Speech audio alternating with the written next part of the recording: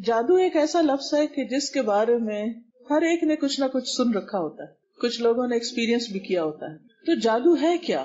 جادو کا لفظ ایسا ہے کہ جس سے ہر کوئی واقف ہے، کسی نہ کسی شکل میں کہیں نہ کہیں ہم اس کے بارے میں کچھ نہ کچھ سنتے رہتے ہیں۔ جادو کا لفظ اردو زبان کا لفظ ہے، عربی میں اس کے لیے سحر کا لفظ استعمال ہوتا ہے، سحر، جس کا لغوی معنی، لفظی معنی کیا ہے؟ دھوکہ دینا، حیلہ کرنا، حقیقت سے پھیرنا، باطل کو حق کی صورت میں ظاہر کرنا، یا کوئی چیز کسی کے سامنے ایسی ملمہ سازی کر کے پیش کرنا کہ دیکھنے والے حیران اور ششدر ہو جائیں، یعنی کسی چیز کی اصل حقیقت کو چھپا دینا اور اس کے اوپر ایسی ملمہ سازی کرنا کہ وہ دوسرے کو کچھ سے کچھ نظر آئے۔ مختلف علماء کرام نے جادو کی مختلف تعریفیں کی ہیں، اس کو مختلف طریقے سے ڈیفائن کیا ہے، لیکن سب کی تعریف میں یا سب کی ڈیفینیشن میں ایک بات مشترک ہے، ایک کامن چیز ہے، اور وہ کیا ہے کہ جادو کے اسباب پوشیدہ ہوتے ہیں، چھپے ہوئے ہوتے ہیں، ظاہر نہیں ہوتے، نظر نہیں آتے، سامنے نہیں ہوتے، ہڈن ہوتے، ریزنز نہیں پتہ چلتی۔ جادو میں عام طور پر شیاطین، ارواح خبیثہ یا ستاروں سے مدد مانگی جاتی، دوسرے لفظوں میں غیر اللہ سے مدد مانگی جاتی، اسی لیے جادو شرک اور کفر کے درجے میں پہنچ جاتا ہے۔ جادو ایک نفسیاتی اثر ہوتا ہے، ایک سائیکولوجیکل انفلوئنس ہوتا ہے، اثر ہوتا ہے جو نفس سے گزر کر جسم کو بھی اسی طرح متاثر کر سکتا ہے جس طرح جسمانی اثرات جسم سے گزر کر نفس کو متاثر کرتے ہیں۔ مثلاً یہ پین ایک جسم رکھتا ہے، مادی چیز ہے، اگر اس مادی چیز کو جسم پر لگایا جائے تو کیا ہوتا ہے؟ جسم کو جو درد ہوتی ہے، یہ صرف درد جسم تک نہیں ہوتی، اگر یہ درد شدید ہو تو آپ ایک ٹرامے سے گزرتے ہیں، آپ کی روح بھی اس سے متاثر ہوتی ہے، آپ کا نفس اس سے متاثر ہوتا ہے۔ اسی طرح بعض چیزیں جسم پر نہیں، روح پر اثر انداز ہوتی ہیں، نفس پر اثر انداز ہوتی ہیں، انسانی جان پر اثر انداز ہوتی ہیں، جو پھر جسم کو بھی متاثر کر دیتی ہیں۔ اس لیے جادو سے صرف نفسیاتی بیماریاں نہیں بلکہ جسمانی بیماریاں بھی ہونے لگتی ہیں۔ مثلاً خوف ایک نفسیاتی چیز ہے، لیکن خوف کا اثر جسم پر ہوتا ہے، رونگٹے کھڑے ہو جاتے ہیں، دل دھڑکنے لگتا ہے، رنگ پیلا پڑ جاتا ہے، ہاتھ پاؤں بازو کو ٹھنڈے ہونے لگتے ہیں جب آپ کسی سے ڈرتے ہیں، کسی کے روب میں آتے ہیں۔ اسی طرح خوشی کے اثرات بھی ہوتے ہیں، جب ہم خوش ہوتے ہیں یا کوئی اچھی چیز دیکھتے ہیں تو اس سے بھی اوور ویلمڈ ہوتے ہیں، اس کے اثرات بھی ہمارے جسم پر ہوتے ہیں۔ تو جادو جب انسان پر ہوتا ہے تو اس کے جسم اور اس کے حواس اور اس کی روح اور اس کے نفس، یعنی اس کی پوری شخصیت پر کسی نہ کسی طرح کے اثرات ہوتے ہیں، کبھی تھوڑے ہوتے ہیں، کبھی زیادہ ہوتے ہیں، لیکن بِإِذْنِ اللہ اثرات ہوتے ہیں۔ اگر اللہ تعالیٰ نہ چاہے تو کوئی چیز کسی کو نقصان نہیں دے سکتی، نہ اس کا کوئی اثر ہوتا ہے۔ مثلاً جب کوئی جسمانی بیماری بھی لگتی ہے تو اس کے وائرسز ہر طرح موجود ہوتے ہیں، مثلا فلو پھیلتا ہے یا طاعون پھیلتا ہے یا کوئی اور متعدی مرض پھیلتی ہے، تو یہ تھوڑی ہوتا کہ ہر ایک کو لگ جائے۔ کس کو لگتی ہے؟ جس کو اللہ چاہتا ہے، اللہ کے اذن سے، اللہ کے حکم سے، ورنہ بعض لوگ مریضوں کے بیچ میں ہوتے ہیں اور انہیں کچھ بھی نہیں ہوتا۔ اسی طرح آپ دیکھیے کہ جیسے میگنیٹ ہوتا ہے، مقناطیس، اگر آپ اس کو سونے پر رکھیں اس سے کوئی فرق نہیں پڑے گا، اگر آپ اس کو چاندی پہ رکھیں کوئی فرق نہیں پڑے گا، لیکن اگر آپ اس کو لوہے پہ رکھیں تو لوہا مقناطیس کی طرف کھینچنے لگے گا۔ اسی طرح کچھ لوگوں پر جادو کے کلمات یا ان عملیات کا اثر ہوتا ہے اور کچھ پر نہیں ہوتا۔ اس کے کئی اسباب بیان کیے گئے ہیں کہ کب اثر ہوتا ہے کب نہیں ہوتا، لیکن اصل چیز یاد رکھیے کہ اللہ کا اذن ہوتا ہے۔ اگر اللہ تمہاری مدد کرے، اللہ حفاظت فرمائے، کوئی چیز نقصان نہیں دے سکتی، اور اگر اللہ تعالیٰ اپنے کسی خاص مصلحت کے تحت، اپنی مشیت کے تحت کسی کے لیے اذن دے تو پھر کوئی اس کو روک نہیں سکتا۔ تو اس لیے آج جو کچھ میں آپ کو بتاؤں گی کہ جادو میں کیا ہوتا ہے، کس کس قسم کے اثرات ہوتے ہیں، انسان کیا محسوس کرتا ہے، تو آپ نے وہم کا شکار نہیں ہونا کہ یہاں سے آپ اٹھے تو ہر ایک سوچے کہ ہاں یہ تو مجھے بھی ہوتا ہے اور میرا خیال ہے مجھ پر بھی کوئی جادو ہو چکا ہے۔ نہیں، ضروری نہیں کہ آپ کو جو کچھ ہوتا ہے وہ کسی جادو کی وجہ سے ہو، وہ کسی اور وجہ سے بھی ہو سکتا ہے، لیکن جادو کی کچھ علامات ہوتی ہیں، اور اگر وہ علامات کسی کے اندر نظر آئے تو اس کا علاج کرنا چاہیے، کیونکہ یہ بھی ایک مرض ہے دیگر امراض کی طرح۔ جیسے جسمانی امراض ہوتے ہیں ایسے روحانی امراض ہوتے ہیں، اور کچھ جسمانی اور روحانی دونوں ملے جلے ہوتے ہیں۔ اس لیے اس کے بارے میں جاننا اس لیے ضروری ہے کہ انسان ہوشیار رہے، حفاظتی تدابیر اختیار کرتا رہے، اللہ کی پناہ میں اپنے آپ کو دے، اللہ تعالیٰ سے اپنا تعلق مضبوط کرے اور اللہ کے راستے پر جمع رہے۔ تو انسان جب کسی شر سے آگاہ ہوتا ہے تو اس آگاہی کا مطلب اس شر کی طرف جانا نہیں ہے. اس لیے نہیں ہم سیکھ رہے کہ نعوذ باللہ ہم بھی کسی ایسے کام میں مبتلا ہو جائیں، بلکہ اس لیے تاکہ ہم ایسی حرکات سے دور رہیں اور باز رہیں. جادو برحق ہے. برحق کا مطلب یہ نہیں کہ درست ہے، برحق یہ اس معنی میں نہیں. مطلب یہ ہے کہ جادو کا اثر ہوتا ہے اگر اللہ چاہے، لیکن یہ عقیدہ رکھنا درست نہیں کہ جادو میں کسی کو نقصان پہنچانے کی طاقت موجود ہے، کہ کوئی جادو کے بل پر کسی کو کوئی نقصان دے سکتا ہے. کبھی بھی اس وہم میں نہ پڑے کہ کوئی جادو کر دے گا تو مجھے کچھ ہو جائے گا. ہرگز نہیں، کچھ نہیں ہوگا جب تک اللہ نہ چاہے، کیونکہ اصل طاقت اور اصل اختیار اللہ کے ہاتھ میں ہے، کسی انسان کے ہاتھ میں نہیں، اور خاص طور پر جادوگروں کے ہاتھ میں تو کچھ بھی نہیں. قرآن مجید میں آتا ہے وَلَا يُفْلِحُ السَّاحِرُ حَيْثُ أَتَى، اور جادوگر کامیاب نہیں ہوتا جہاں سے چاہے آئے. وہ کوئی خدائی فوج نہیں ہے، کوئی طاقتور چیز نہیں ہے، وہ بھی اسی طرح ہی ہے جیسے اور بہت سے شر دنیا میں ہے، کیونکہ انسان کو امتحان کے لیے پیدا کیا گیا ہے. تو اس امتحان کا ایک حصہ ہے، کیونکہ انسان سوچ سکتا ہے کہ اچھا ایسا ہوتا کیوں ہے، اللہ تعالیٰ اس کو نہ ہونے دے. تو ایسا ہی ہے جیسے زہر موجود ہے، دیگر خطرناک چیزیں موجود ہیں جو انسان کے لیے نقصان دہ ہوتی، بیکٹیریاز ہیں، جراثیم ہیں، لیکن انہی میں خیر بھی ہوتی ہے اور بعض اوقات وہی چیزیں ہمارے لیے شر بھی ہوتی. ہر چیز کے اندر کوئی نہ کوئی مثبت پہلو بھی ہوتا ہے اور اس کا منفی پہلو بھی ہوتا ہے. عسى ان تکرہوا شیئا ویجعل اللہ فیہ خیرا کثیرا، ہو سکتا ہے کہ تم ایک چیز کو ناپسند کرو اور اللہ تعالیٰ اسی میں خیر کثیر رکھ دے، اور ہو سکتا ہے ایک چیز ہمیں بہت پسند ہو لیکن ہمارے حق میں، ہمارے دین میں وہ انتہائی نقصان دہ ہو، ہماری آخرت کے اعتبار سے بہت نقصان دہ ہو. تو اس لیے اس کے بارے میں جاننا تو ضروری ہے، لیکن خوف زدہ ہونے کی ضرورت نہیں، وہم کا شکار ہونے کی ضرورت نہیں، اور پریشانی کی بھی ضرورت نہیں. تو سب سے پہلی بات تو یہ ہے کہ نبی صلی اللہ علیہ وسلم جو اللہ کے محبوب تھے، اللہ کے پیغمبر تھے، سب سے زیادہ ذکر کرنے والے، سب سے زیادہ شکر کرنے والے، سب سے زیادہ نماز پڑھنے والے، سب سے زیادہ صدقہ خیرات کرنے والے، سب سے زیادہ اللہ کے قریبی بندے اور اس کے رسول، لیکن ان پر بھی کچھ اثرات ہو گئے تھے اللہ کے اذن سے. تو ضروری نہیں ہوتا کہ جو شخص اللہ سے دور ہو اس پر ہی اثرات ہوں، ہاں اس پر زیادہ چانسز ہیں، لیکن بعض اوقات ایک انسان اللہ کا مقرب بندہ ہو سکتا ہے لیکن اس پر بھی کچھ اثرات ہو سکتے ہیں اللہ کے اذن سے، لیکن ضروری نہیں کہ ہر ایک پر ہو. ہمیں کہیں معلوم نہیں پڑتا کہ حضرت ابو بکر پر کوئی ایسے اثرات ہوئے یا حضرت عمر پر ہوئے، نہیں، لیکن نبی صلی اللہ علیہ وسلم کے ذریعے اللہ تعالیٰ نے امت کو بہت کچھ سکھایا اور وہ بہت سی ایسی تکلیفوں سے گزرے جس سے باقی لوگ نہیں گزرے. پیغمبر سب سے زیادہ اللہ کے قریب ہوتے ہیں اور ان پر سب سے زیادہ آزمائشیں آتی، ان کے امتحان بہت سخت ہوتے ہیں کیونکہ ان کے لیے اجر بھی بہت بلند ہوتا ہے. اس طرح جو لوگ ان کے قریب تر ہوتے ہیں ان پر بھی زیادہ امتحان آتے ہیں. ایسے موقع پر انسان کو صبر کرنا چاہیے اور اللہ کی رضا پر راضی رہنا چاہیے، اللہ کے فیصلوں پر راضی رہنا چاہیے. تو حضرت عائشہ رضی اللہ تعالیٰ عنہا سے روایت ہے کہ نبی صلی اللہ علیہ وسلم پر جادو کیا گیا تھا. اس کا اثر یہ ہوتا تھا کہ آپ خیال فرماتے کہ آپ فلاں کام کر چکے ہیں حالانکہ آپ نے وہ کام نہیں کیا ہوتا، یعنی آپ نے کام نہیں کیا لیکن آپ کے ذہن میں آتا تھا کہ شاید میں نے کر لیا ہے وہ کام. شیطان سوچ میں خلل ڈالتا، تو یہ ایک علامت ہوتی کہ بعض اوقات سوچ کے اندر ایک تبدیلی آنے لگتی. اسی طرح حضرت عائشہ رضی اللہ تعالیٰ عنہا پر بھی جادو ہوا تھا. جی ہاں، یہ مسند احمد کی حدیث ہے، 24,126 اس کا نمبر ہے، اگر آپ دوبارہ کہیں دیکھنا چاہیں. عمرہ کہتی ہیں جو ان کی شاگرد خاص ہیں کہ ایک مرتبہ عائشہ رضی اللہ تعالیٰ عنہا بیمار ہو گئی اور ان کی بیماری کا دورانیہ بہت لمبا ہو گیا. عام طور پر ہوتا نا انسان بخار ہو، نزلہ ہو، گلا خراب ہو، ہفتہ لگ جاتا ہے، 10 دن لگ جاتے ہیں، ٹھیک ہو جاتا ہے. لیکن بعض اوقات آپ نے دیکھا ہوگا کہ کوئی بیماری آتی ہے اور وہ نارمل روٹین سے زیادہ ٹائم لے جاتی، انسان بہت مشکل سے ریکور ہوتا ہے اور بعض اوقات ہوتا ہی نہیں، بہت تاخیر ہو جاتی. تو ان کی بیماری کا دورانیہ بہت لمبا ہو گیا. اسی دوران مدینہ منورہ میں ایک طبیب آیا. حضرت عائشہ رضی اللہ عنہا کے بھتیجے اس کے پاس گئے اور عائشہ رضی اللہ عنہا کی بیماری کے متعلق پوچھا.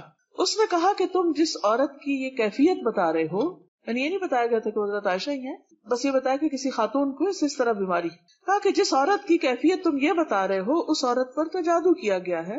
اور پھر یہ تحقیق کرنے پہ پتا چلا کہ باندی نے، آپ کی لونڈی نے جادو کیا تھا.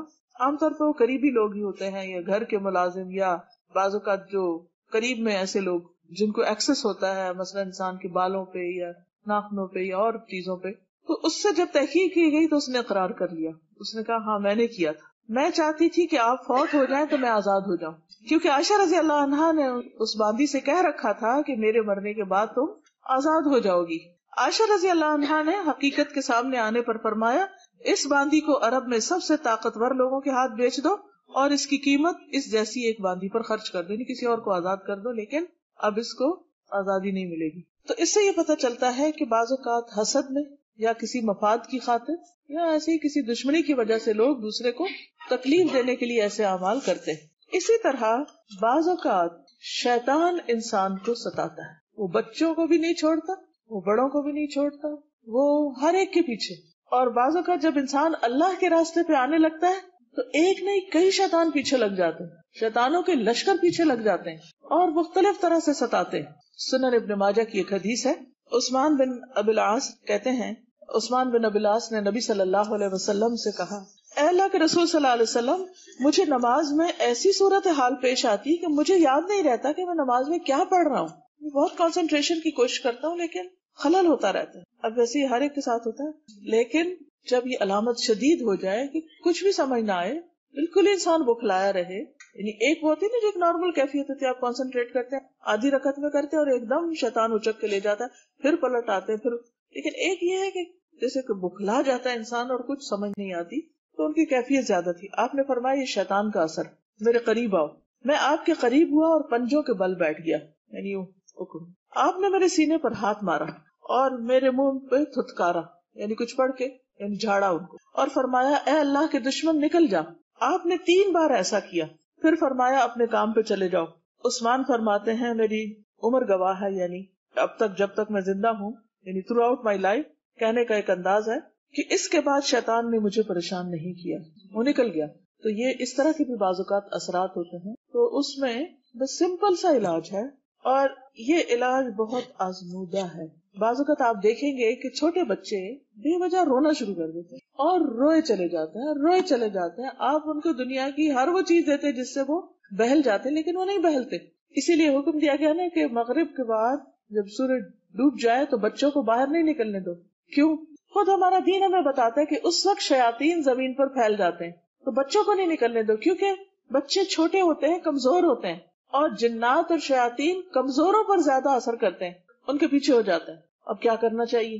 کرنا یہ چاہیے کہ آپ ماں کی حیثیت میں اپنے دل کو پہلے مضبوط کریں، آیت الکرسی پڑھ کے، اس کے بعد آپ وہی صورتیں جن کو معوذتین کہا جاتا ہے وہ پڑھ کے آپ تھتکاریں، یعنی پھونک مار دیں اور منہ سے بول کے کہیں چلے جاؤ یہاں سے، جو بھی ہو چلے جاؤ یہاں سے، پوری قوت، خود نہیں ڈرنا کہ آپ بھی ہوش ہوئے پڑے ہیں۔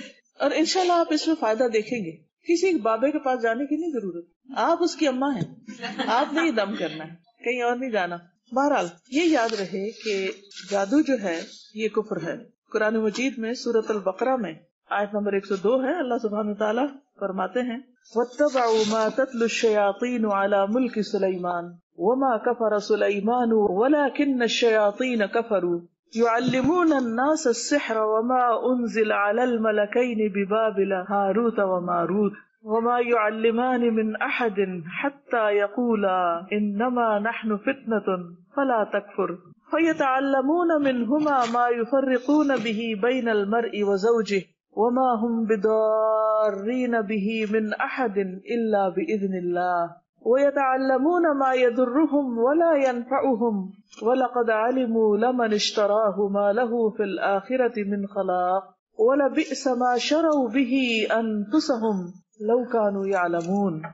اور یہ یہود تورات کی بجائے اس چیز کے پیچھے پڑ گئے، یعنی جنتر منتر کے، جو سلیمان کے دور حکومت میں شیاطین پڑھا کرتے تھے۔ سلیمان علیہ السلام نے ایسا کفر کبھی نہیں کیا، بلکہ کفر تو وہ شیطان لوگ کرتے تھے جو لوگوں کو جادو سکھاتے تھے۔ نیز یہ یہود اس چیز کے بھی پیچھے پڑ گئے جو بابل میں، عراق کا ایک شہر ہے، ہاروت اور ماروت 2 فرشتوں پر اتاری گئی۔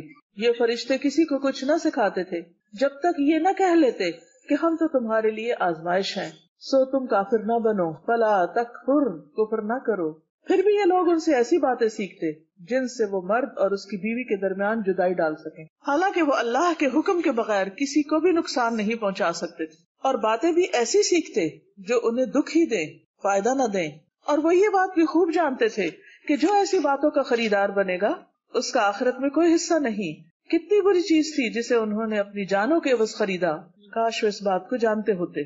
تو اس آیت سے یہ پتہ چلتا ہے کہ جادو کا کھیل کھیلا جاتا ہے، شیاطین کی مدد سے ہوتا ہے۔ اللہ سبحانہ و تعالیٰ نے اہل کتاب کے امتحان کے لیے 2 فرشتے اتار کر ان کے ذریعے بھی لوگوں کو سکھایا، جبکہ وہ خود بتا دیتے تھے کہ ہم آزمائش ہیں، لیکن لوگ پرواہ نہیں کرتے تھے کہ اللہ کا حکم کیا ہے۔ اللہ کا حکم پیٹ پیچھے پھینک کر جادو سیکھنے میں لگ جاتے۔ وہ کہتے تھے کہ کفر نہ کرو۔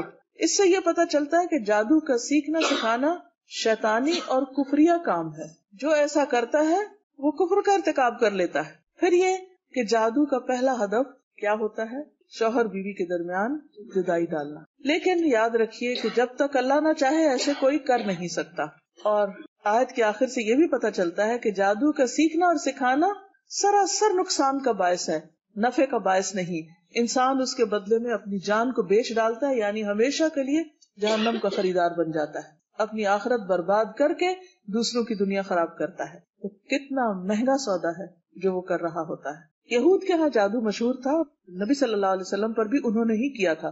اللہ سبحانہ وتعالیٰ قرآن مجید میں فرماتے ہیں سورۃ النساء آیت 51 میں، أَلَمْ تَرَ إِلَى الَّذِينَ أُوتُوا نَصِيبًا مِنَ الْكِتَابِ يُؤْمِنُونَ بِالْجِبْتِ وَالطَّاغُوتِ، کیا تم نے ان لوگوں کی حالت پر بھی غور کیا جنہیں کتاب کا کچھ علم دیا گیا، وہ جادو اور شیطان پر ایمان رکھتے، یؤمنون بالجبت والطاغوت، کہ وہ ایسی خرافات کے پیچھے ایک طرف کتاب کا علم رکھتے ہیں اور دوسری طرف یہ خرافات کرتے ہیں۔ تو اس لیے آج کے دور میں مسلمانوں کے اندر بھی ان کے اتباع میں یہی عادت آ گئی کہ بہت سے دیندار حضرات جو کہ بہت نیکی کا کام بھی کرتے ہیں اور نماز روزہ بھی کرتے ہیں اور شرعی حلیہ بھی بنا رکھا ہوتا ہے، لیکن اس کے ساتھ ساتھ ایسے عملیات بھی کر رہے ہوتے ہیں۔ تو اس سے پرہیز کرنے کی ضرورت ہے، اس سے بچنے کی ضرورت ہے۔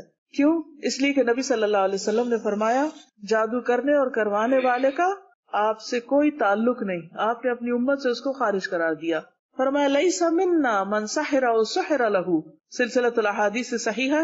رسول اللہ صلی اللہ علیہ وسلم نے فرمایا جادو کرنے اور کروانے والا، کرنے یعنی خود جو عامل ہے، اور کروانے والا جس کے لیے عمل ہو رہا ہے، یعنی جو شخص گیا ہے کسی جادوگر کے پاس، اس کا ہم سے کوئی تعلق نہیں، وہ ہم میں سے نہیں، لیس منا، یعنی امت مسلمہ کے شعار میں سے یہ بات نہیں، انتہائی نقصان دہ چیز ہے، یہ مسلمان کی پہچان نہیں۔ صحیح بخاری میں آتا ہے نبی صلی اللہ علیہ وسلم نے فرمایا اجتنبوا الموبقات، ہلاک کرنے والی چیزوں سے بچو، اور وہ کیا ہے؟ الشرک باللہ والسحر، وہ ہے اللہ کے ساتھ کسی کو شریک قرار دینا اور جادو کرنا۔ یہ 7 ان گناہوں میں سے ہیں جو انسان کو ہلاک کرنے والے، برباد کرنے والے ہیں۔ ایک اور حدیث سے پتہ چلتا ہے کہ جادو پر ایمان لانے والا جنت میں داخل نہ ہوگا۔ رسول اللہ صلی اللہ علیہ وسلم نے فرمایا عادی شرابی، یعنی جو عادتاً شراب پیتا ہے، جادو پر ایمان رکھنے والا اور قطع رحمی کرنے والا جنت میں داخل نہ ہوگا، یعنی اس کو دیگر کبیرہ گناہوں کے ساتھ ملایا گیا۔ اور اس کی سزا کیا بتائی؟ نجالہ بن عبدہ کہتے ہیں حضرت عمر نے ہمیں لکھا کہ اقتلوا کل ساحر فقتلنا فی یوم 3 سواحر۔ سنن نبی داؤد کی روایت ہے کہ ہر جادوگر کو قتل کر دو، حضرت عمر کی یہ رائے ہے۔ تو وہ کہتے ہیں کہ ہم نے 3 جادوگروں کو قتل کیا، یعنی ایسے عاملوں کا۔ تو آپ دیکھیے کہ یہ کرتے کیا ہیں، یہ عامل کی پہچان کیسے کی جائے؟ جادو کی سب سے بڑی علامت گرہ لگانا ہوتا۔ کسی دھاگے میں، تار میں جب کوئی گرہ لگا کے کچھ پڑے تو سمجھو یہ جادو کر رہا ہے، چاہے وہ گھر کے اندر ہو یا گلی میں بیٹھا ہو یا کسی کاروبار میں لگا ہوا ہو، چاہے کوئی کتنا بھی بڑا حافظ، عالم، معلم، مولوی صاحب، پیر صاحب کوئی بھی ہو، لیکن اگر وہ دھاگے میں گرہ لگا کے کچھ پڑھ رہے ہیں تو یہ جادو کا عمل کر رہے ہیں۔ یہ سب سے پہلی پہچان۔ کوئی شخص اگر آپ کا علاج اس طرح کرنا چاہے تو فوراً وہاں سے اٹھ جائیے اور وہ دھاگا کاٹ دیجیے۔ کوئی لا کے بھی آپ کو دے، قطعاً اس دھاگے کو استعمال نہیں کیجیے، کیونکہ یہی جادو کرنا ہے اور یہی کفریہ کام ہے۔ پھر اسی طرح بعض اوقات کچھ پڑھ کے پھونکتے ہیں، کچھ الفاظ ہوتے ہیں جن کو بولتے ہیں اور کئی دفعہ وہ سمجھ نہیں آتے، وہ عربی کے نہیں ہوتے، کوئی ایسے شیاطین کو پکار رہے ہوتے ہیں، جنوں کے نام وغیرہ ہوتے ہیں۔ بعض اوقات لکھتے ہیں، بعض اوقات پڑھ کر ہوا میں پھونکتے، بعض اوقات کسی کھانے میں کوئی چیز ملا دیتے، کسی کھانے پہ پڑھ دیتے اور اس مطلوبہ شخص جس پر جادو مقصود ہوتا ہے اس کو کھلا دیتے ہیں۔ تو اس سے کیا ہوتا ہے؟ اس شخص کے جسم، دل اور عقل پر وہ چیزیں اثر انداز ہونے لگتی ہیں اگر اللہ کا اذن ہو جائے۔ ہوتے الفاظ ہی ہیں لیکن وہ الفاظ اثر کرتے ہیں۔ اچھا، الفاظ کیسے اثر کرتے ہیں؟ مثلاً اگر آپ کو کوئی گالی دے تو اثر ہوتا ہے، کوئی تعریف کرے تو اثر ہوتا ہے، کوئی محبت سے بات کرے تو اثر ہوتا ہے، اور کوئی غصے سے بات کرے چیخ کے بات کرے تو بھی اثر ہوتا ہے نا. تو بس یہ بھی تو الفاظ ہی ہوتے ہیں نا. بعض شعر جادو اثر رکھتے ہیں. نبی صلی اللہ علیہ وسلم فرمایا کہ ان من البیان لسحر، بعض بیان بعض شعر جادو اثر رکھتے ہیں. لیکن عام طور پر جادو دو طرح کا ہوتا ہے. عام جادو جو تعویذوں کے ذریعے، یعنی کچھ لکھ کر وہ کاغذ میں بند کر کے کسی چیز میں اور پیک کر کے دے دیتے ہیں کہ گلے میں لٹکا لو، یا جا کے دبا دو کسی چیز کے نیچے یا رکھ دو، اور اس میں کوئی لکیریں وغیرہ ڈالی ہوتی ہیں، اوٹ پٹانگ نام، یا الٹا کچھ قرآن لکھا ہوتا ہے، یا یہ جنتر منتر کچھ پڑھتے ہیں، کیونکہ اور اقوام بھی کرتی ہیں. دنیا کی تقریباً ہر قوم کے اندر اس قسم کی خرافات موجود ہیں. یہ عام جادو. لیکن جس کو کالا جادو کہا جاتا ہے، اور جو مجھے ٹاپک دیا گیا کالا جادو کے نام سے، وہ کیا ہوتا ہے؟ کیونکہ مجھے بھی تجسس ہوا کہ why not only magic, black magic, تو فرق کیا ہے؟ تو کالا جادو وہ ہوتا ہے جس میں نجاست سے قرآنی آیات لکھی جاتی ہے، حیض کے خون سے، پیشاب سے، اور اس قسم کی گندی چیزوں سے، یا ان آیات کو الٹا لکھا جاتا ہے اور دیگر حرام کام کیے جاتے ہیں. شیاطین کو خوش کرنے کے لیے بعض اوقات قرآن پاک کو پاؤں کے نیچے روندا جاتا ہے اور بہت ہی غلط قسم کی حرکات کی جاتی ہے. اس لیے یہ سخت قسم کا جادو ہوتا ہے، اور اس کا کرنے والا یقیناً کافر ہوتا ہے، کیونکہ وہ شیطانوں سے مدد لیتا ہے. وہ کام کرتا ہے جس سے شیطان خوش ہو. بعض اوقات کسی انسان کا قتل تک کر دیا جاتا ہے، کیونکہ وہ کہتے ہیں کہ بچے کے گردے نکال کے لاؤ یا کسی کا دل نکال کے لاؤ، پھر اس دل کے اندر وہ چیز رکھتے ہیں اور اس کو بند کر کے دفن کرتے ہیں. اچھا، بعض اوقات وضو کے بغیر نماز پڑھتے ہیں جادوگر، اللہ کا نام لیے بغیر جانور ذبح کرتے ہیں. بعض اوقات اور بھی حرام کام کرتے ہیں جن کا ذکر کرنا بھی زبان خراب کرنے والی بات ہے، لیکن آپ کو سمجھ تو آ گئی. ہر الٹا غلط کام جس سے شیطان خوش ہو جائے.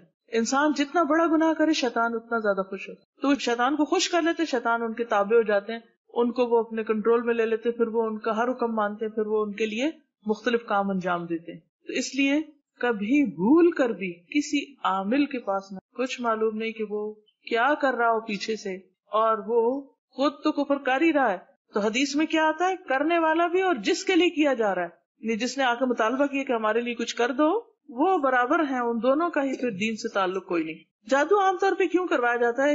ایک جادو ہوتا ہے سحر تفریق، جدائی ڈالنے کے لیے. سب سے پہلے تو میاں بیوی میں، دوستوں میں، ماں بیٹے میں، بہن بھائیوں میں، رشتہ داروں میں، خاندانوں میں، دو کاروباری پارٹنرز میں. بعض اوقات دیکھا نا کہ پارٹنرشپ سے کاروبار بہت آگے جا رہا ہے، تو ان کے درمیان لڑائیاں ڈلوانے کے لیے. اسی طرح سحر محبت، کسی کے دل میں اپنی محبت ڈالنے کے لیے، مطلب کسی عورت کے لیے، مرد کے لیے، کسی بھی شخص. پھر سحر تخیل، جو وہم ڈال دیا جاتا ہے. کئی لوگ آپ نے دیکھا ہوگا ہاتھ دھوئے ہی چلے جاتے ہیں، ان کو لگتا ہی نہیں کبھی وہ پاک ہوئے ہیں، وہ وضو ہی کرے چلے جاتے ہیں. نہاتے ہیں تو گھنٹوں نہاتے رہتے ہیں، واش روم سے نہیں باہر نکلتے. تو باتھ روم جو ہے یا ٹوائلٹ جو انتہائی گندی جگہ، اس میں انسان کو بس ضرورت کا ہی ٹائم لگانا چاہیے اور فوراً باہر آنا چاہیے. عموماً شیاطین ایسی ہی جگہوں پر ہوتے ہیں، تو اس میں انسان کو نہیں ہونا چاہیے، یعنی کہ وہاں سے بچنا چاہیے، گندی جگہوں سے، جسمانی گندگی سے بھی بچنا چاہیے، کیونکہ وہ شیاطین کو گندگی پسند ہے. تو وہ پھر عموماً ایک وہم سا انسان کو ہو جاتا ہے، انسان شکی ہو جاتا ہے، ہر ایک پہ شک، ہر ایک کے اندر سے فالٹ ڈھونڈنا. پھر سحر جنون ہوتا ہے، انسان پاگلوں جیسی حرکتیں کرنے لگتا ہے، دماغ مفلوج ہو کے رہ جاتا ہے، کوئی عقل کی بات نہیں کرتا انسان. اسی طرح سحر خمول، سستی میں مبتلا کرنے والا، ہر وقت ایک لتھارجی، کاہلی، نماز کو دل نہیں کرتا، قرآن پڑھنا ایک مصیبت لگتا ہے، اور کوئی بھی نیکی کا کام بہت ہی مشکل. بعض اوقات لوگ کہتے ہیں نا کہ ہم سے تو لفظ نہیں منہ سے نکلتا، پڑھا ہی نہیں جاتا، کیا کریں. کبھی کہا نا ان کو بھائی اگر ایسی کیفیت ہے تو اللہ کی پناہ میں آؤ، کہتے کیا کریں، منہ سے نہیں نکلتا، دل ہی نہیں چاہتا. پھر سحر حواتف، چیخو پکار میں مبتلا کرنے والا، کہ جس پہ وہ ہوتا ہے وہ چیختا ہے، چلاتا ہے، چھوٹی چھوٹی بات پہ حد سے زیادہ غصے میں آ جاتا ہے، توڑ پھوڑ اور ایک مجنون کی سی کیفیت ہو جاتی ہے. بعض اوقات سحر امراض، جیسے مرگی کی کیفیت یا مختلف اور بیماریاں کی شکل میں. پھر سحر استحاضہ کی بیماری، جیسے حدیث میں بھی آتا ہے نا کہ یہ تو شیطان کی ایک دھوکہ ہے، تاکہ انسان کبھی یہ سوچے میں پاک ہی نہیں ہوں تو میری کیا نماز میں خشوع و خضوع ہی نہیں. تو نماز میں خشوع و خضوع تو انسان کی کامیابی کی علامت ہے، اور اگر اس میں خلل آتا ہے تو یہ شیطان کا وار ہوتا ہے. تو دشمنی یا حسد ہوتا ہے بعض اوقات کہ کسی کے ساتھ بنتی نہیں، اور بعض اوقات رشتوں میں خلل ڈالنے کے لیے. اب یہ ہوتا ہے کہ جب ایسے کوئی اثرات انسان پر ہوتے ہیں تو اس کی جو ایک نارمل عادت ہوتی ہے کہ بہت ہمبل ہے، بااخلاق ہے اور محبت کرنے والا ہے، مثلا شوہر ہے یا باپ ہے، تو وہ الٹی الٹی حرکتیں کرنے لگتا ہے، بچوں پہ غصہ کرنے لگتا ہے، اریٹیٹڈ، چڑچڑاپن، اور عبادات سے دلچسپی نہیں. بعضوں کا جسم کے کسی خاص حصے میں درد شروع ہو جاتا ہے بلا وجہ.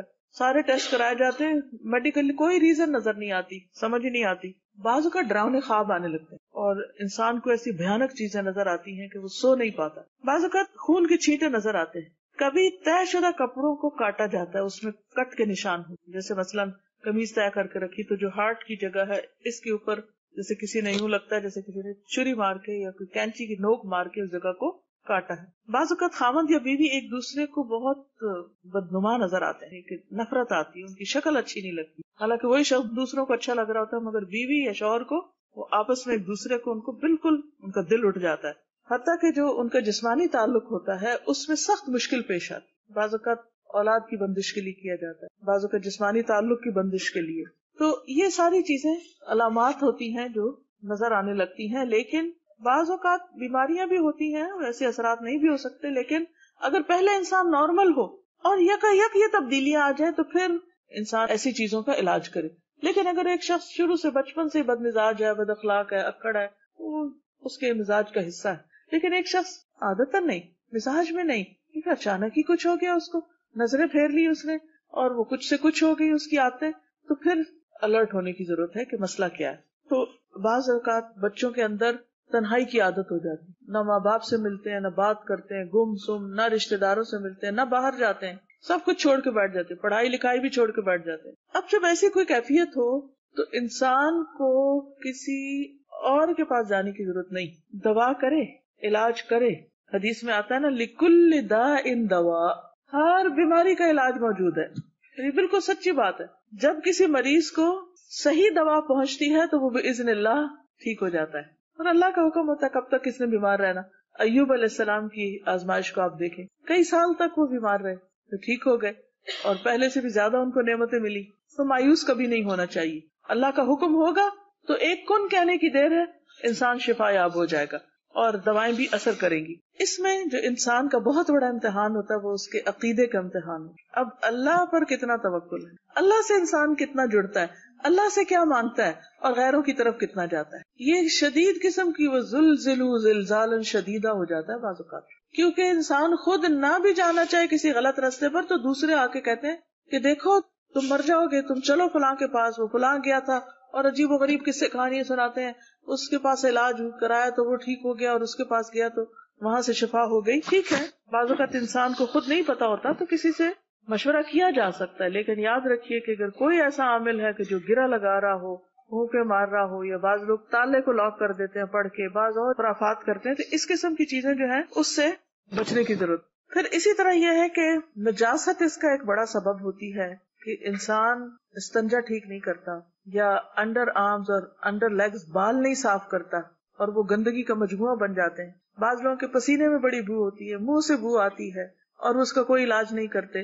بعض لوگ نہاتے نہیں ہیں اور ان کے جسم سے ایک عجیب سی سڑاند آتی ہے. تو یہ بھی سبب بنتے ہیں جادو یا کسی بھی ایسی تکلیف کے آنے کا. اس لیے سب سے پہلے تو اللہ پہ پکا توکل اور یقین رکھیں, اس کے بعد اپنی اصلاح کریں, اور وہ کیا ہے کہ اپنے سے ہر نجاست اور گندگی کو دور کریں, چھوٹی ہے یا بڑی.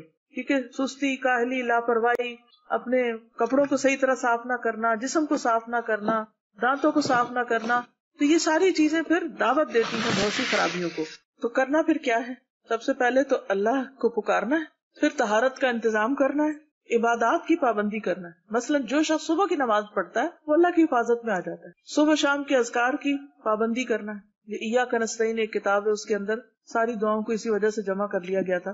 کثرت سے اللہ کا ذکر کرنا, استغفار کرنا کہ ما اصابکم من مصیبت فبما کسبت ایدیکم ویعفو عن کثیر. جو مصیبت تم کو آئی تمہارے اپنے ہاتھوں کی کمائی کا نتیجہ ہے, اور اللہ تعالیٰ تو بہت سے قصوروں کو معاف بھی کر دیتا ہے. پھر یہ ہے کہ عبادات میں دوام ہونا چاہیے. ایک اور چیز جس کے ذریعے شیاطین آتے ہیں وہ تصاویر وغیرہ ہیں, اور رحمت کے فرشتے وہاں سے چلے جاتے ہیں اور شیطان آتے ہیں, تو گھروں میں جو تصویریں لٹکائی جاتی ہیں ان کو اٹھانا لازم ہے. اسی طرح گھر کے اندر کتا نہیں رکھنا چاہیے. باہر ہو تو حفاظت کے لیے وہ اور بات ہے, لیکن گھر کے اندر نہ ہو کتا. اور ویسے بھی کتا رکھنے سے ایک کی رات برابر اس کے اجر ضائع ہوتے رہتے ہیں. کرنا کیا نہیں, عامل کے پاس نہیں جانا, کیونکہ جادو کا علاج جادو سے نہیں کروانا, یہ جادو کا توڑ جادو سے نہیں. اچھا وہ کون ہوتے ہیں جو جادو سے توڑ کرتے ہیں؟ جو معالج مریض سے اس کی ماں کا نام پوچھے وہ نہیں ٹھیک، اس سے نہیں علاج کرانا. یا مریض کا استعمال شدہ کپڑا منگوائے، ٹھیک نہیں. کوئی جانور مانگے اتنا گوشت لاؤ یا بکرا دو اور اس کا خون ملے، یا اس سے کوئی عمل کرے اور اسے غیر آباد جگہ پہ پھینکوائے کہ چھت پہ ڈالو بوٹیاں، کہ جنات وغیرہ کو کھلواتے ہیں. ایسا منتر پڑھے جو سمجھ نہیں آتا، اس سے بھی بچنا. پتہ چلے کیا پڑھ رہے ہیں، قرآن کی آیات پڑھ رہے ہیں ٹھیک ہے، لیکن اگر کوئی اور زبان سے بول رہے ہیں جو ہمیں سمجھ نہیں آ رہی کیا کہہ رہے ہیں تو یہ اٹھ جائے وہاں سے. مریض کو ایسا تعویذ دے جس میں مربع کی شکل کے ڈبے بنے ہوں، چکور وہ نہیں ہوتے مربع اسکوائر، اور ان ڈبوں میں چند حروف یا نمبر ازارہ لکھے ہوں. یا تعویذ لٹکانے کے لیے دے، لٹکانے والی چیز نہ لے. یا پکی ہوئی مٹی کی پلیٹ میں چند حرف لکھ کر دے اور اس برتن کا پانی پینے کو کہے. یا مریض کو حکم دے کہ لوگوں سے الگ تھلگ ہو کے ایک مقرر وقت کے لیے کسی کمرے میں چلا جائے جہاں سورج کی روشنی نہ آتی ہو، بالکل اندھیرے میں جا کے بیٹھو اور یہ کرو کوئی خاص عمل، وہ بھی نہیں کرنا. پھر اسی طرح کبھی وہ مریض کو کہے کہ اتنے دن پانی کو نہیں ہاتھ لگانا، کیونکہ طہارت ہوتی ہے نا پانی سے، گندا رہے مریض تاکہ اور اثر ہو. یا مریض کو کچھ چیزیں دفن کرنے کے لیے دے کہ جا کے یہ چیز زمین کے اندر جا کے دبا دو، دفن کر دو، لکھی ہوئی ہے کچھ. مریض کو مختلف چیزوں کی دھونی دے، وہ ہوتا نا کچھ جلا کے اور پھر وہ اس کے ارد گرد کوئی دھواں چھوڑتے ہیں اور اس طرح کے کام کرتے ہیں. نبی صلی اللہ علیہ وسلم نے ایسا کوئی کام نہیں کیا تھا. کریں کیا؟ دو چیزیں ہیں، شرعی دم اور طب نبوی. اور اگر جسمانی تکلیف ہے تو اس کا دوائی وغیرہ علاج. سب سے پہلے جادو کا جو اثر ہے اسے جادو نکال کے زائل کیا جائے. جیسے نبی صلی اللہ علیہ وسلم نے کیا کیا تھا، حکم دیا تھا نا کہ اس کنویں میں جہاں وہ دبایا گیا تھا آپ کے بالوں کے اندر جو بھی کچھ یعنی اس پہ جو بھی گرا لگا کے، تو وہ ایک بے رضوان کنواں تھا، اس کے پتھر کے نیچے رکھا گیا تھا، تو اس کو آپ نے نکلوایا تھا. تو جب پتہ چل جائے، کیونکہ اللہ تعالیٰ سے دعا کرنی چاہیے کہ اللہ میرے سامنے لیا کس نے کیا، مجھے دکھا دے، مجھے بتا دے، اللہ تعالیٰ بتائے گا آپ، اور پھر آپ اس کو نکالیں. تو کسی بھی خاص ذریعے سے جب پتہ چلے تو اس کو نکالا جائے. عبداللہ بن باز کہتے ہیں حتی الامکان جادو کی جگہ کا پتہ چلانے کی کوشش کی جائے، خواہ زمین میں ہو یا پہاڑ یا کسی اور جگہ. جب اس کا علم ہو جائے تو اسے نکال کر تلف کر دیا جائے، اس طرح جادو باطل ہو جائے گا، ختم ہو جائے گا. اگر یہ پتہ نہ ہو کہ چیز کہاں ہے تو اللہ تعالیٰ سے گریہ وزاری کر کے دعا کی جائے کہ اللہ تعالیٰ اس کو نکال دے. قرآن پاک کے ذریعے علاج. قرآن مجید میں آتا ہے وَنُنَزِّلُ مِنَ الْقُرْآنِ مَا هُوَ شِفَاءٌ وَرَحْمَةٌ لِّلْمُؤْمِنِينَ، اور ہم قرآن کے ذریعے سے وہ چیز نازل کرتے ہیں جو مومنوں کے لیے شفا اور رحمت ہے. اس لیے قرآن مجید کی آیات پڑھ کر مریض کا علاج کیا جا سکتا ہے. ایک حدیث میں آتا ہے رسول اللہ صلی اللہ علیہ وسلم ایک مرتبہ گھر تشریف لائے تو دیکھا کہ عائشہ ایک عورت کو دم کر رہی. آپ نے فرمایا کتاب اللہ کے ساتھ اس کا علاج کرو. یہ صحیح ابن حبان کی روایت ہے. تو قرآن مجید کی کثرت سے تلاوت خود بھی کرنی چاہیے. اگر بیمار بہت ہی لاچار ہو تو کوئی اور پڑھ کر اس کو سنا سکتا ہے، خاص طور پر سورۃ الفاتحہ. خارجہ بن سل تمیمی اپنے چچا سے نقل کرتے ہیں کہ ایک مرتبہ وہ رسول اللہ صلی اللہ علیہ وسلم کی خدمت میں حاضر ہوئے. جب واپس جانے لگے تو ایک قوم کے پاس سے ان کا گزر ہوا جن کے ہاں ایک مجنون آدمی تھا جسے انہوں نے لوہوں کی زنجیروں میں باندھا ہوا تھا، اور ان کے گھر والے کہنے لگے ہمیں معلوم ہوا ہے کہ تمہارا یہ ساتھی خیر لے کر آیا ہے، کیا اس کے پاس کوئی ایسی چیز ہے جس سے یہ اس کا علاج کر سکے؟ وہ کہتے ہیں کہ میں نے سورۃ فاتحہ پڑھ کر دم کیا تو وہ ٹھیک ہو گیا. اصل بات ہے یقین کی، کیونکہ سورۃ الفاتحہ میں آتا ہے ایاک نعبد و ایاک نستعین. تو اس وقت انسان نیت کر لے کہ اللہ تو ہی ہماری مدد کر اور اس بلا کو دفع کر، اہدنا الصراط المستقیم، اور ہمیں سیدھا راستہ دکھا کہ ہمیں کرنا کیا چاہیے، کس طرح ہم اس مصیبت پر قابو پائیں. اسی طرح سورۃ البقرہ کی آخری آیات ہیں اور قرآن مجید کے کچھ اذکار ہیں جن کو پڑھا جا سکتا ہے. قرآن پاک کی آیات کے علاوہ مسنون اذکار ہیں جن کا پڑھنا انسان کو فائدہ دیتا ہے. رسول اللہ صلی اللہ علیہ وسلم نے فرمایا جو کسی منزل پہ پڑاؤ ڈالے یعنی کسی جگہ پر جائے تو یہ دعا پڑھ لے تو اس جگہ سے کوچ کرنے تک کوئی چیز اسے نقصان نہیں دے گی. اور وہ کیا ہے؟ اعوذ بکلمات اللہ التامات من شر ما خلق. کسی شہر میں جائیں، کسی کے گھر میں جائیں، کسی بھی جگہ پر، کسی پارک میں جائیں، کسی تفریح پہ جائیں، کہیں جائیں، جاتے ہی جہاں اترے، گاڑی سے اترے پہلے ہی پڑھ لیں تو انشاءاللہ واپس آنے تک کوئی چیز اثر نہیں کرے گی. بچوں کو بھی سکھائیں. ایک اور روایت میں ہے اعوذ بکلمات اللہ التامات اللاتی لا یجاوزہن بر ولا فاجر من شر ما ينزل من السماء وما يعرج فيها ومن شر فتن اللیل والنہار ومن کل طارق الا طارق یترک بخیر یا رحمان. میں اللہ تعالیٰ کے ان تمام کلمات کے ساتھ پناہ چاہتا ہوں جن سے آگے نہ تو کوئی نیک اور نہ کوئی برا شخص بڑھ سکتا ہے، ہر اس چیز کے شر سے جو آسمان سے اترتی ہے اور جو اس میں چڑھتی ہے، اور رات اور دن کے فتنوں کے شر سے، اور ہر حادثے کے شر سے سوائے اس حادثے کے جو خیر کا باعث ہو، اے رحم فرمانے والے۔ تو یہ دعا بھی بہت فائدہ مند ہے، اس کو روزانہ صبح شام پڑھنے کی عادت ڈال لیں۔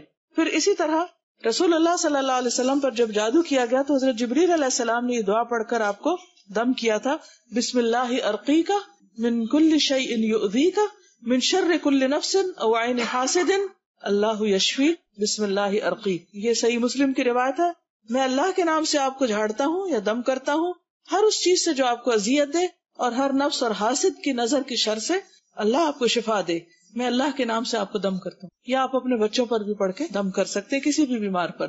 مشاری راشد کا رقیہ ہے، جو یہ آئی فونز وغیرہ ہیں، آپ اس کے اوپر ڈاؤن لوڈ کر سکتے ہیں، اس میں یہ دعائیں انہوں نے پڑھی ہوئی بھی ہیں۔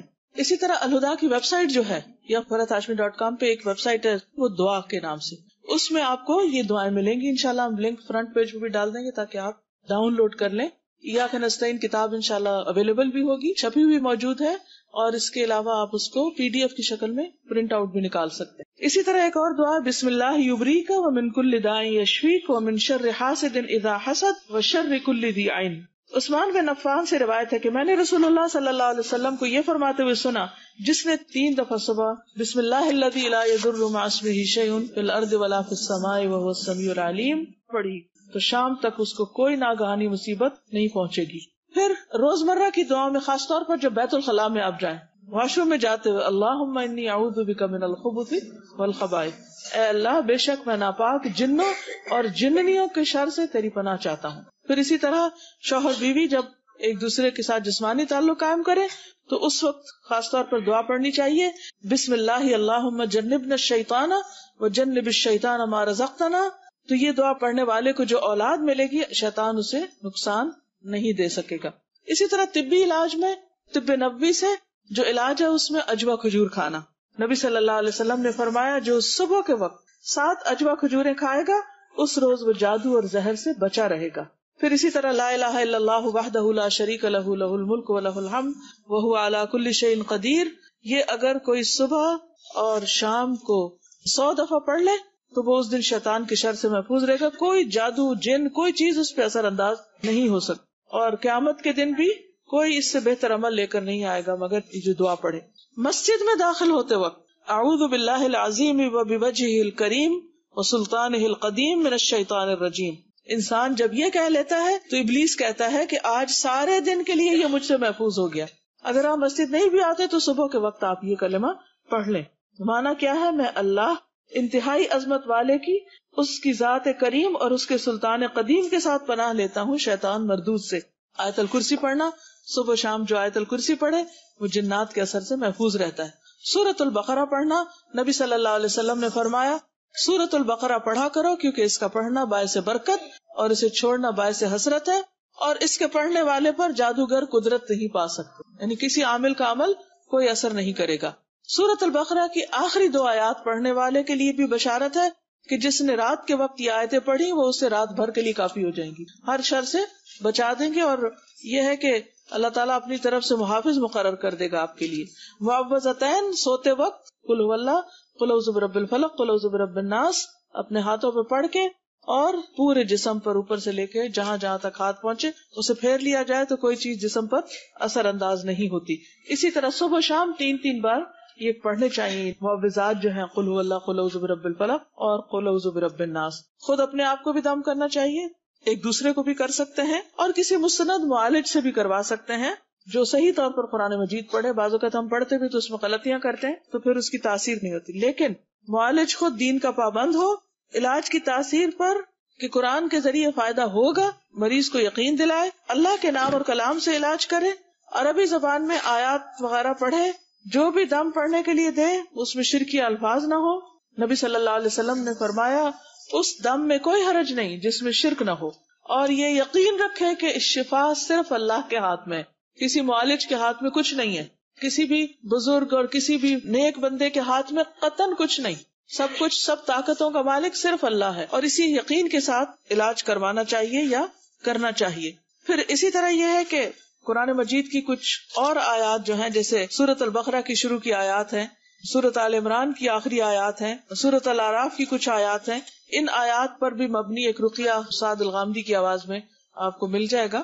خاص طور پر اگر اپنے جسم میں درد ہو آپ کو، تو آپ درد والی جگہ پر ہاتھ رکھ کے بسم اللہ 3 بار پڑھ کے اعوذ باللہ وقدرتہ من شر ما اجد واحاذر 7 بار پڑھیں، انشاءاللہ اس سے بھی فائدہ ہوگا. پھر ہجامہ کرانا، کپنگ کروانا، پچنے لگوانا، سینگی لگوانا، یہ علاج جو ہے یہ بھی بہت مؤثر ہے، کیونکہ جس جگہ تکلیف ہو وہاں جب پچنے لگائے جاتے ہیں تو اس سے گندا خون نکلتا ہے. تو شیطان جو ہوتے ہیں، جنات جو ہوتے ہیں، وہ خون میں گھستے ہیں. خون ان کے لیے کیریئر ہے، جیسے اور ٹاکسنس کا کیریئر. تو جنات بھی اسی میں ٹریول کرتے ہیں جسم میں، اور جا کے گھس کے بیٹھ جاتے ہیں بندے کو وہاں تکلیف دینے کے لیے. جب پچنے لگتے ہیں اور خون کھینچا جاتا ہے تو باہر نکلنا پڑتا ہے ان کو. تو اللہ کے اذن سے وہ جاتے ہیں. نبی صلی اللہ علیہ وسلم نے فرمایا، اگر تمہاری دواؤں میں سے کسی میں بھلائی ہے تو پچنا لگوانے یا شہد پینے اور آگ سے داغنے میں. اگر وہ مرض کے مطابق ہو یعنی فائدہ ہو جاتا ہے، لیکن آگ کے داغنے کو میں پسند نہیں کرتا. اس لیے شہد کا پینا، خاص طور پر ہر مہینے میں کم از کم 3 بار صبح کے وقت شہد براہ راست چاٹا جائے، اسے چمچ وغیرہ کے ساتھ نہیں، جیسے کسی ایسے گلاس وغیرہ میں ڈالیں اور 3 گھونٹ پی لیں. پھر اسی طرح یہ ہے کہ خاص طور پر جو مسنون ایام ہے اس میں اگر پچنے لگوائے جائیں تو زیادہ فائدہ ہوتا ہے. کلونجی جو ہے وہ موت کے علاوہ ہر مرض کا علاج ہے. کلونجی کے اوپر بھی آپ قرآن پاک کی آیات پڑھ کر اس تیل جو ہے اس کو تکلیف والے حصے پر آپ اس سے مساج وغیرہ کر سکتے ہیں. کلونجی کے چند دانے بھی مریض کو کھلائے جا سکتے ہیں. پھر اسی طرح یہ ہے کہ آب زمزم، نبی صلی اللہ علیہ وسلم نے فرمایا، ماء زمزم لما شرب لہ، زمزم کا پانی اس مقصد کے لیے جس کے لیے وہ پیا جائے. اگر آپ شفا کی نیت سے پی رہے ہیں تو انشاءاللہ اللہ تعالیٰ شفا دے گا. آپ صلی اللہ علیہ وسلم نے فرمایا، روح زمین پر سب سے بہترین پانی زمزم ہے، یہ بھوکے کے لیے کھانا اور بیماری سے شفا ہے. ابو ذر غفاری کا واقعہ آپ کو یاد ہے نا، کہ وہ کئی دن زمزم پی کر زندہ رہے تھے جب وہ چھپے ہوئے تھے. زیتون کا تیل، آپ نے فرمایا زیتون کھاؤ اور اس کو لگاؤ، بلا شبہ یہ مبارک درخت ہے. والتین والزیتون، اللہ تعالیٰ نے زیتون کی قسم کھائی. پھر یہ یاد رکھیے کہ بیماری پر صبر بھی کرنا چاہیے، جلد بازی نہیں کرنی چاہیے، اور جلد بازی میں غلط طریقوں پر نہیں چلنا چاہیے، اور ثابت قدمی کی دعا کرنی چاہیے. نبی صلی اللہ علیہ وسلم نے فرمایا، کسی بھی مسلمان کو کوئی بیماری، تکلیف یا کوئی بھی مرض ہوتا ہے تو اللہ تعالیٰ اس کے گناہوں کو اس طرح گراتا ہے جیسے درخت اپنے پتوں کو گرا دیتا ہے. تو یہ ایک ذریعہ بن جاتا ہے. دشمن تو آپ کو نقصان دینا چاہتے ہیں، لیکن وہ آپ کے لیے خیر کا ذریعہ بن جاتا ہے گناہوں کو دور کرنے کا. سارے آج کی بات میں ایک یہ یاد رکھ لیں تو بہت فائدہ ہوگا، کیونکہ ہم تکلیف میں گھبرا بہت جلدی جاتے ہیں. بعض اوقات انسان اپنی عبادت اور نیکیوں کی وجہ سے ان درجات تک نہیں پہنچ سکتا جن پر تکلیف آنے پر صبر کی وجہ سے پہنچ جاتا ہے. تو کبھی بھی تکلیف کو برا بلا نہ کہے، ان کو بولے نہیں، یعنی کہ وہ آئے عافیت اچھی، لیکن اگر اللہ کے اذن سے کوئی آ جائے اور انسان صبر کر لے تو اس کی وجہ سے ایک دم وہ بلند درجوں پہ پہنچ جاتا ہے. اور قیامت کے دن جن کو تکلیفیں پہنچیں گے اور انہوں نے صبر کیا ہوگا، ان کو جو اجر ملے گا بے حساب، انما یوفی الصابرون اجرہم بغیر حساب. تو ان کا اجر دیکھ کر دوسرے لوگ کہیں کہ کاش دنیا میں ہماری اسکن کینچے سے کاٹی جاتی، ہم صبر کرتے اور اسی قسم کا اجر پاتے. ایک کالی عورت تھی جس کو مرگی کا دورہ پڑتا تھا، تو اس نے کہا میرے لیے آپ دعا کریں کہ میں ٹھیک ہو جاؤں. تو آپ نے فرمایا اگر تم صبر کرو، یعنی میں کروں گا تو ٹھیک ہو جائے، لیکن صبر کرو تو تمہارے لیے اس کے بدلے جنت ہے. تو اس نے کہا کہ میں صبر کروں گی، بس آپ یہ دعا میرے لیے ضرور کر دیں کہ اللہ تعالیٰ میرا سطر ڈھانپے رکھے، یعنی کہ میرا سطر نہ کھلا کرے. تو آپ نے اس کے لیے دعا کی. اس حدیث سے بھی پتہ چلتا ہے کہ اگر کوئی دکھی ہے، تکلیف میں، تو کسی سے اگر دعا کرنے کے لیے کہتا ہے تو کوئی بدعت نہیں ہے. پھر اسی طرح بیری کے پتوں سے علاج، بیری کے 7 پتے لے کر 2 پتھروں کے درمیان کوٹ لیں، پانی میں ملا دیں اور اس پر آیت الکرسی اور قل هو اللہ وغیرہ پڑھ کے 3 گھونٹ اس میں سے پی لیں اور باقی کو جسم پر بہا لیں، تو انشاءاللہ اس سے بھی اثرات دور ہوں گے. فتح الباری میں اس طریقے کو بتایا گیا. لیکن شعبدہ بازوں کے پاس اور عاملوں کے پاس جا کر غلط طریقوں سے علاج نہیں کرنا چاہیے. حرام چیزوں کے ساتھ علاج نہیں کرنا چاہیے. تو حرام چیز پی کے یا کھا کے، اور جادو کا علاج جادو سے کرانا جو ہے، یا کاہنوں کے پاس جانا، عراف کے پاس جانا، یہ پتہ لگانے کی کوشش کرنا اچھا کس نے کیا ہے، کیا ہوا، اور وہ غلط باتیں بتاتے، اپنے بہن بھائیوں کے نام بتا کے لڑائی ڈلوا دیتے. اتنا تو جادو سے نقصان نہ ہوا جتنا غیب کے علم معلوم کرنے سے نقصان ہوا اور انسان کا ایمان گیا. تو ایسی چیزوں سے رکنا چاہیے. پھر اسی طرح نبی صلی اللہ علیہ وسلم نے فرمایا میری امت کے 70,000 لوگ بلا حساب جنت میں داخل ہوں گے. یہ وہ لوگ ہیں جو نہ جھاڑ پھونک کرواتے ہیں، نہ فال لیتے ہیں، بلکہ اپنے رب پر بھروسہ کرتے ہیں. ایسے کاہنوں، نجومیوں، عرافوں کے پاس نہیں جانا چاہیے، کیونکہ ان کے پاس جانے سے نبی صلی اللہ علیہ وسلم نے فرمایا جس نے کسی نجومی کے پاس جا کر اس سے کسی چیز کے بارے میں سوال کیا کہ مثلا مجھ پہ کس نے جادو کیا، اس کی 40 رات کی نمازیں قبول نہ ہوں گی۔ نبی صلی اللہ علیہ وسلم نے فرمایا جو کسی کاہن یا نجومی کے پاس جائے اور اس کی باتوں کی تصدیق کرے کہ ہاں ہاں بالکل ایسے ہی، یہ جو آپ بتا رہے ہیں صحیح کہہ رہے ہیں، تو گویا اس نے محمد صلی اللہ علیہ وسلم پر نازل ہونے والی شریعت سے کفر کیا۔ اللہ تعالی ہم سب کی حفاظت فرمائے ایسے تمام شر سے اور شرارتوں سے، لیکن یہ ہے کہ خاص طور پر ہمیں اللہ تعالیٰ کی حفاظت میں رہنے کے لیے اللہ کی طرف رجوع کرنا چاہیے۔ آپ ان اذکار کی صبح شام خود بھی پابندی کیجیے اور دوسروں کو بھی پڑھنے کے لیے کہیے۔